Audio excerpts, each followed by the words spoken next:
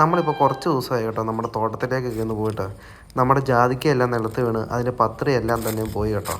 ഇങ്ങനെ മോശമായിട്ടുള്ള പത്രികൾ വിറ്റ് കഴിഞ്ഞാൽ നമുക്ക് ഒരുപാട് വില കിട്ടത്തില്ല. നല്ല പത്രിയാണെങ്കിൽ കിലോയ്ക്ക് 1000 രൂപ വരെ വിലയുണ്ട്.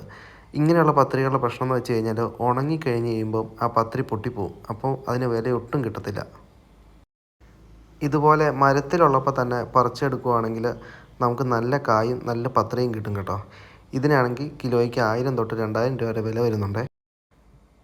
ഇതുപോലെ അതിൻ്റെ കായിൽ പിടിച്ച് തിരിച്ചെടുത്തിട്ടുണ്ടെങ്കിൽ നമുക്ക് ഫ്ലവറായിട്ട് തന്നെ പത്രി കിട്ടും കേട്ടോ. ഇങ്ങനെയുള്ള പത്രികൾക്കാണ് വില ഉണ്ടാകുന്നത്. ഒരു ഏപ്രിൽ മെയ് മാസത്തിലൊക്കെ ആയിരിക്കും ജാതിക്ക കിട്ടാനായിട്ടുള്ള കൂടുതൽ ചാൻസ് ഉണ്ടാകുന്നത്. നമുക്ക് വേണ്ട ഇത്രയും ജാതിക്കയാട്ടോ കിട്ടിയത്. അതിനകത്ത് നമ്മുടെ പത്രി മുഴുവൻ പോയിട്ടുണ്ട്. ഒരു ബോണസായിട്ട് നമുക്കൊരു മാങ്ങാപ്പഴവും കിട്ടിയിട്ടുണ്ടേ. ഇത് നാടൻ മാവാണേ. ചാർലിയുടെ തോട്ടിൽ മുഴുവൻ അവൻ കടിച്ചു കളഞ്ഞു. ഈ കാണുന്നതാണ് ഫസ്റ്റ് ക്വാളിറ്റി. ബാക്കി എല്ലാം സെക്കൻഡിലാട്ടോ പോകത്തുള്ളൂ.